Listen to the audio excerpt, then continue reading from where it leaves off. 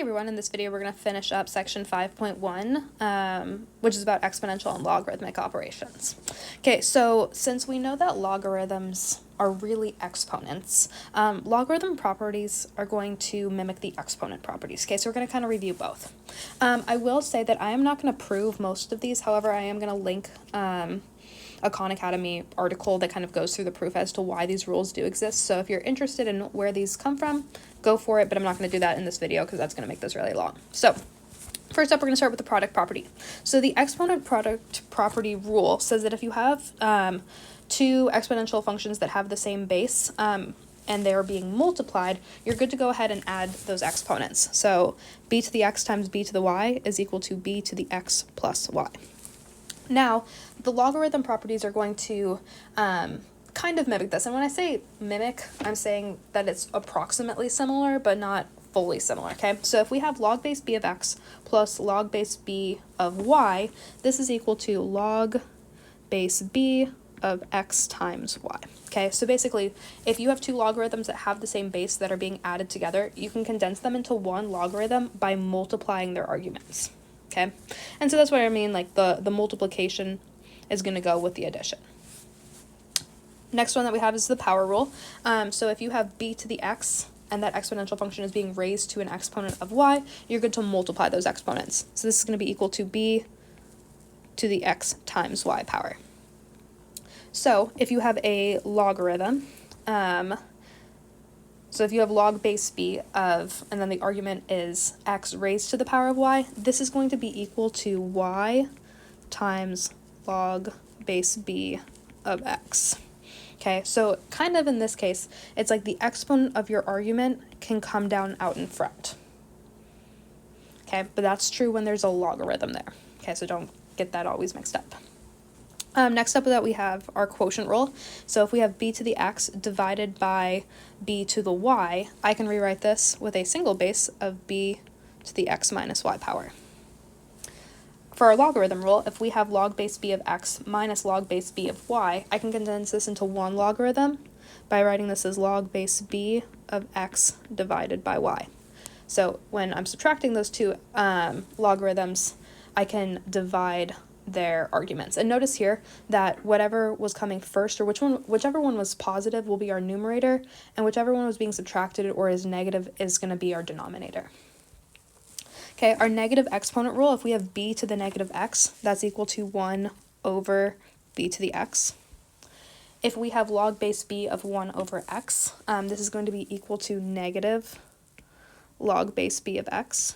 Okay, and we can actually use the quotient rule to prove this. I encourage you to go ahead and try it out yourself. An exponent of 0, okay, if we have b to the 0 power, that's going to be equal to 1. And if we have log base b of 1, that's going to be equal to 0. Okay, and that one's pretty easy to be able to prove. We know that if I were to convert this into exponential form, my base is b, what it's equal to is 0, and my argument is 1. And so, hey, I see that those two match. Okay, the last one that we have is the change of base formula.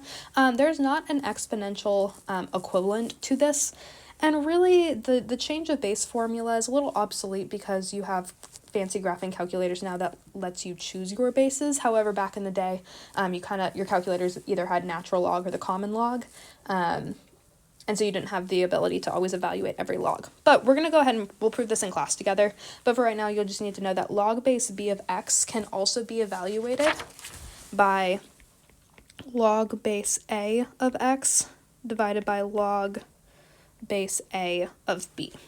Okay, so basically a logarithm of a different base, if I make my argument x and divide it by my argument of b, those two are equivalent. And again, like I said, we're going to prove that in class together. All right, for now though, let's go ahead. We're going to use these properties that we've just come up with, and we're going to expand and condense some logarithms. So, starting us off, we have the natural log of 6x, okay? In this case, my argument is 6x, and what's happening in there? Well, I have two things that are being multiplied. I have 6 times x. So I can write this as the natural log of 6 plus the natural log of x. Okay? Whenever we're doing this, as much as possible, we want to try to simplify. So if I ever end up with a number in my argument, I always want to think, is there any way that I could write that as some sort of term that has an exponent. In this case, I don't think so. Like 2 can't be a base of it, 3 can't be a base, so we're good to kind of leave it. But I do want to put that in your mind that as much as possible, we will want to try to simplify those numbers. Okay, next one that we have is we have the natural log of x squared over y to the 5th. So first thing I see that I have some division. So I know that this will be equal to natural log of x squared minus natural log of y to the 5th. Okay, so since x was in the numerator, that's going to go first. Since y was in the denominator, that's the one that's going to be subtracted. Okay, and then even from here, we can simplify further. So as much as possible, we don't want any exponents left in this. I want a single straight line. So I have 2 exponents. I have 2 and 5. So those can come out in front. So this will be equal to 2 times the natural log of x minus 5 times the natural log of y. And I think that's as far as we're going to get. All right, next one that we have log of the 4th root of x cubed over y to the 4th. Okay, before we go ahead and try to start pulling this apart, let's try to simplify this argument as much as possible. So first, I can rewrite this as log of, okay, I have a 4th root here, so that's x to the 3rd over y to the 4th, and all of this is really being raised to the 1/4 power. Okay. There are 2 options that we can do from here. I will do both of them, okay?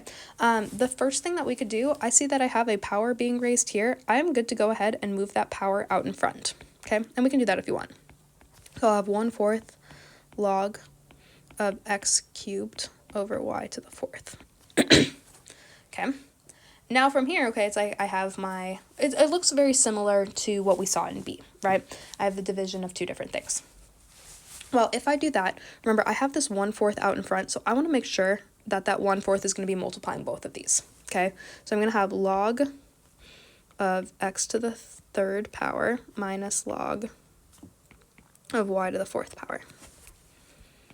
Okay, I can simplify these even further. I have some powers in here. Those can move out in front. Let's see. So I have 1/4 times log, oops, move that 3 out in front, 3 log of x minus 4 log of y. Okay, and then I have that 1/4 out in front, so I can go ahead and I can multiply that through. So that would be equal to 3/4 log of x minus, let's see, this is going to be 1 log of y. Okay, that's one option that we could do. If we didn't want to go with that option, we're going to go back to this step right here. I see that all of this is really happening within the argument, so I could go ahead and use that power rule and multiply both of those exponents by 1/4. So if I were to choose that route, I would have log of x to the 3/4 power divided by log, well, 4 times 1/4 is just going to be 1. So log of y. Okay, and then from here we can go ahead and we can use that quotient rule. I'm going to have log of x to the 3/4, oh geez,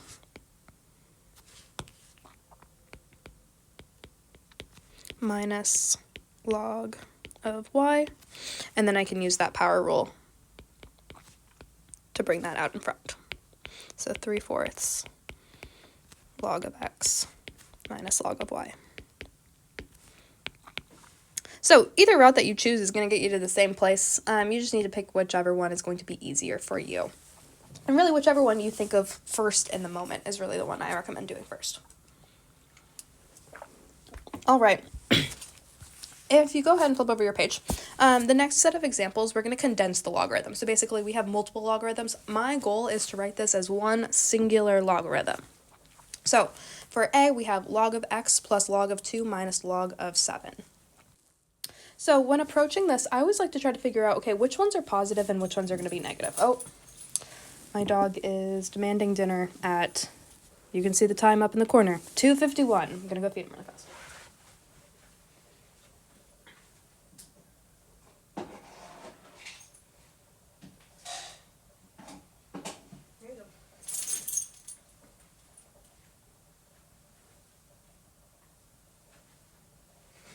All right. To be fair, though, today is his birthday, so I'm not going to be mean to him.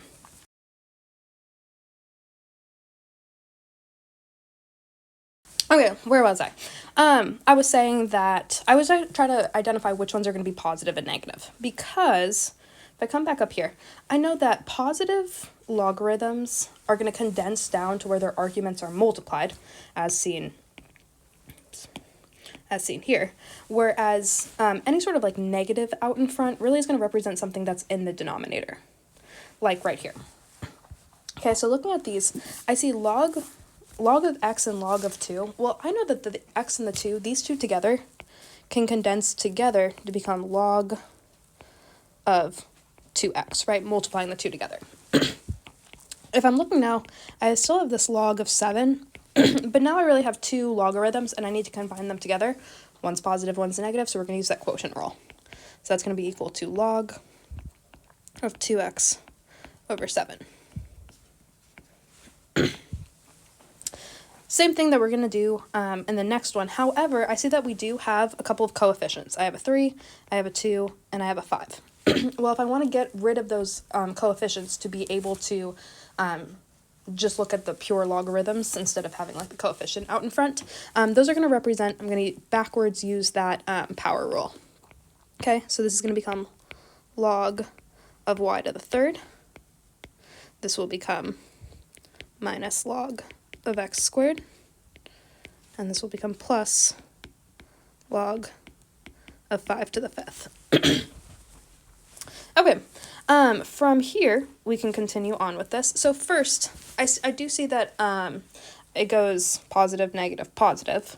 Really, I can rewrite this in any order, right, because addition is commutative. So I could rewrite this as log of y to the third plus log of 5 to the fifth minus log of x squared. Okay, again, it doesn't really matter. Rewriting it might just help you figure out the order in which things are going to go.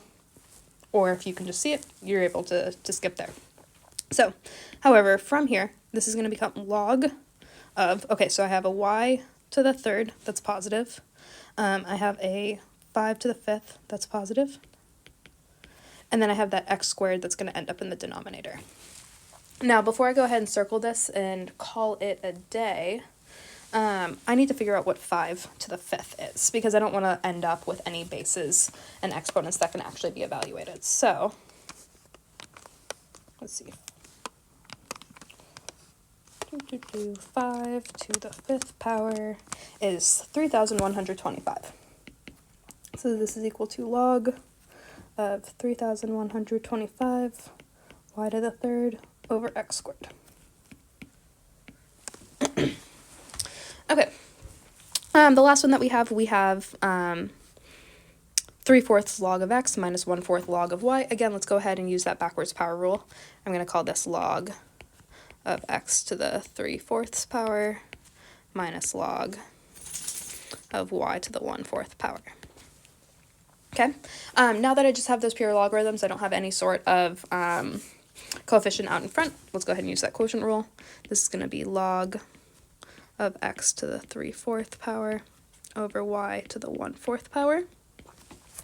Okay, and in this case, I see that they both have that 1/4 power, so I could rewrite this as log of, well, that would be x cubed over y raised to the 1/4 power. So I could write this as log of the 4th root of x to the third over y. Did you hear that? My dog is being weird. Okay, there you go. Okay, the last ones that we have, we're going to evaluate the following without using a calculator. This is going to use that change of base formula. I'm going to go ahead, we're going to save these, and we're going to do these in class.